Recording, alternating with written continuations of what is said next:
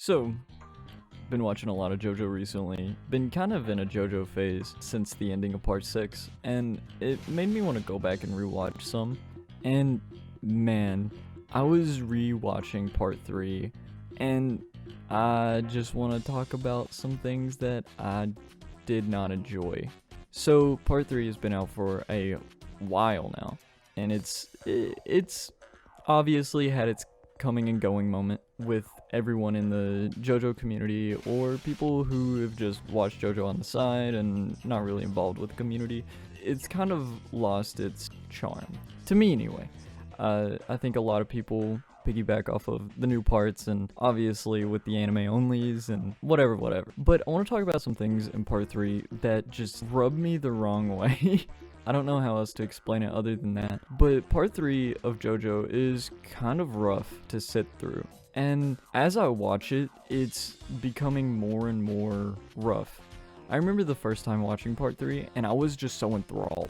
I was like, there's no way that Jotaro can beat this guy, and then he beats him and I'm like, oh, no way. Like it's that journey of first watching a JoJo part, and it really hurts the rewatchability of part 3. Part 3 is not my favorite part. From the first time I watched it to now, it's still not my favorite part. I think there are parts better than part 3. They do the part 3 formula way better. For example, part 5. Part 3 and part 5 are basically the same story, but I think part 5 does that format a lot better than part 3 did. Part 3 is really fun to watch, and I think there are some very goofy and fun moments in it, but I don't like a lot of part 3. A lot of people don't like it for the same reasons I don't. It drags, it's boring, and man, there are so many forgettable fights in there that I forgot even happened. It's hard to even put in perspective like how long part 3 is compared to other JoJo parts. And it's not just because of how long it is, it's like ridiculously slow to the point where I was just super bored and I found it just overall So I want to start back to the beginning of part 3 and how it starts and just how weird it gets. I think the beginning of part 3 isn't even that bad. I think the beginning of part 3 is really fun to watch, especially seeing Stans for the first time and meeting Avdol and Joseph whenever, Joseph's old and you're like, whoa, this is crazy. And you meet Jotaro and they have Star Platinum, Magician's Red, Hermit Purple, and you're like, oh, we're gonna go kill Dio, and they get friends along the way, such as 𝐻𝐞 and Polnareff, and it's really fun to watch. And at the beginning, it's very fun to watch. I think there's just no doubt about that. But I think after, when they start going on this adventure, you can start to see this formula. And I understand that Araki was trying to figure out how to write stands in a story. And that's completely fine with me. I think Araki was trying to write stands, but it's kind of difficult to keep up with that week-to-week Shonen Jump schedule. So we did have stand of the week, basically. And obviously, I wasn't there whenever the manga was being put out and serialized in every Shonen Jump. I wasn't there for that. For me, I can see that through the anime, and I can see that through the manga. When you go back and reread or rewatch part 3, it's just rough to get through because it's just the same format. Jotaro gets this, Polnareff is in a situation, Avdol is here, and things like that. It's very hard to go back and reread and rewatch because of this format. I think new JoJo has spoiled us to the point where we are so used to how stories are written by Araki. If you look at part 7 compared to part 3, part 7 absolutely blows part 3 out of the water. And that's not just for favoritism bias, because part 7 is so good. It's just that the story is woven together very well, and there's not a lot of fights in part 7, but it's long, and you do get these character moments and things like that. In part 3, you don't really get these character moments. You don't get these few fights. You get back-to-back, episode after episode, fight after fight. The first episode is Jotaro and the gang are in trouble because of something in their journey. The next episode is them winning the fight and moving on. And it's just like that back to back to back to back. It's such a boring formula to go through and just read. It's agonizing to go back and just do all of that. It's rough. It's very, very, very rough. But here's my thing about part 3, is that I do feel like that it has very good and memorable characters compared to other parts. I think there's a lot of part 3 characters that are just near and dear to the hearts of almost everybody, even Araki, such as Jotaro. Jotaro shows up in part 4, part 5, part 6. After his part, he comes up way later, or way after his part. Jotaro is filling super minor character roles, such as part 5, when it's just a call to Koichi, or super major character roles, like in part 4 and part 6. It's those things that kind of intertwine, and it makes the whole Joestar bloodline thing work, and it's really fun.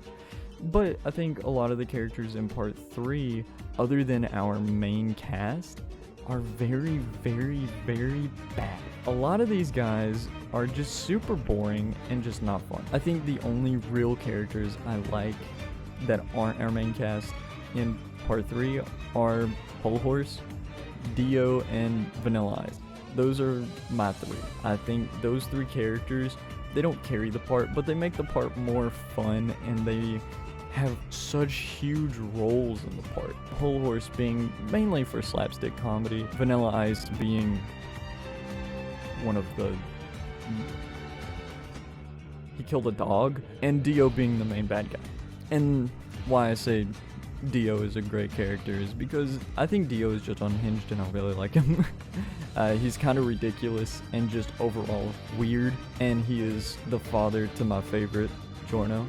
But it's really hard to pick, and even out of our main characters, a lot of it's just boring. I think about Avdol's death in part 3, the first time, where Avdol dies, and it's like this huge moment in part 3 where you're like, oh my god, one of our main cast members are dead. And then a couple chapters and a couple episodes later, he's back, and it just makes no sense. And you're like, huh? Then what was the point of wasting all that emotion into Polnareff's character and then redoing it to revive him and then killing him again against Vanilla Ice, but he's for real dead this time? It just doesn't make any sense. And it happens not just to Avdol, but it happens to 𝐿𝐼𝐻. 𝐿𝐼𝐻 gets slashed in the face and you just don't see him for chapters upon chapters. And then he just pops back up in the story just to figure out Dio's power and die. So it's whatever. But my favorite character in part 3 is Polnareff. And that's not even just because of the whole part 5 thing, because I may have an issue. Polnareff as a character, he probably has one of the best character arcs, but one of the worst in part 3. He has sort of the 𝐕𝐤𝐝 syndrome, where he completes his character arc and he's kinda just there. But I feel like his motives were a lot better to stay with the group than they were to leave. So when he does kill 𝐿𝐼𝐻, it's just this whole bit where he's like, oh, well, I killed him, so I'm out, peace, I'm going back to France. And everyone's like, bro, what the heck? Why are you going back to France? He's like, well, I just wanted to kill 𝐿𝐼𝐻, I'm cool now. But then he realizes that, you know, these guys are cool, and these are my friends, and things like that, and he goes and plays a huge role in the Dio fight, and it's awesome. But there's a lot of characters that are just flat out boring. Jotaro is super boring. I understand that he was based sort of off Clint Eastwood. It obviously shows with his cool demeanor and like I don't care attitude. And Jotaro is super boring in part 3. I think he gets way better in like part 4, and honestly part 4 Jotaro is probably my favorite. And then you get to see a little bit of Jotaro in part 6 and part 5, but part 4 Jotaro is way better than part 3 because Jotaro actually has a character in part 4. He plays this mentor role that Joseph did in part 3. That's why everyone really likes Joseph in part 3, is because Joseph has so much character compared to Jotaro. It is ridiculous. Jotaro just kind of stands there and looks around and punches things. That's really it. And he's the master of one-liners, such as the "here's your receipt" line. It's just phenomenal, and I really enjoy it, and it's great. But there's just bits and pieces of Jotaro's character that's just not enjoyable to watch, because he's very nonchalant about a lot of things. He just doesn't care. And I understand that it is his character to do that. And I understand that just how he is when he's younger, but I just don't think there's a driving force. That driving force, he doesn't really have one. He doesn't have a driving force. He's just kind of there. They set out to go save his mom. I feel like that's a great character motivation, but it never shows up in part 3. But I will say that Jotaro does have some very cool action bits in part 3. So does everybody, honestly. When you first meet Jotaro in the jail, it's very, very good, because you get to see Magician's Red and you get to see Star Platinum. But Jotaro has just a boring character in part 3. And he doesn't start to actually have a nice character until the end of it. I think that's when you start to care about Jotaro and his motivation. Like at the end of part 3. When him, Polnareff, and Joseph split off to go back home.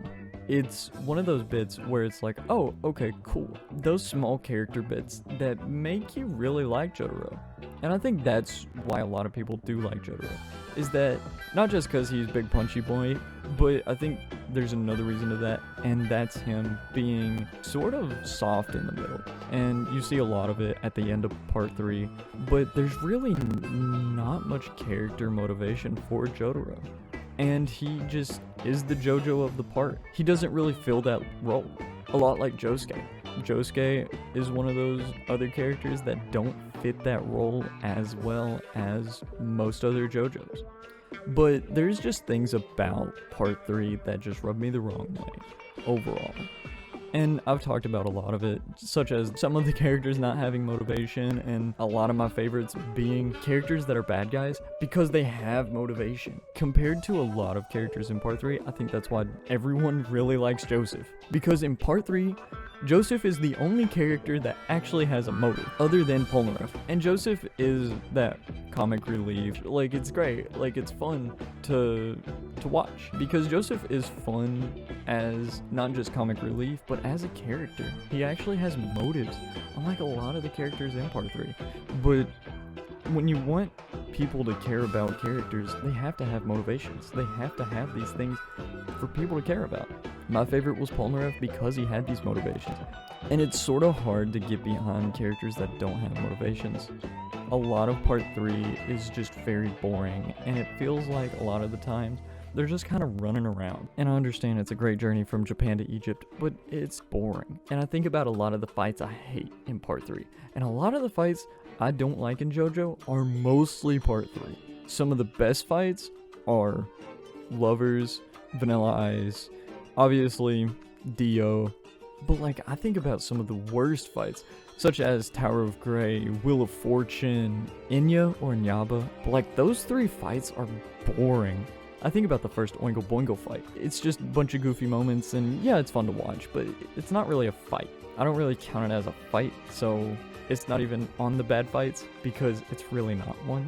But yeah, I think there's a lot of part 3 that is overall just ridiculous. Obviously, we like JoJo because it's ridiculous, but I think it's ridiculously boring. Until we get to the second half of part 3, that's when it actually kicks off and it's actually fun to watch. When you first encounter 𝐻 and you get to meet Iggy, I think that's when Stardust Crusaders kinda goes hard, where it actually stops flatlining and actually starts going up in quality with storytelling and just all these other things.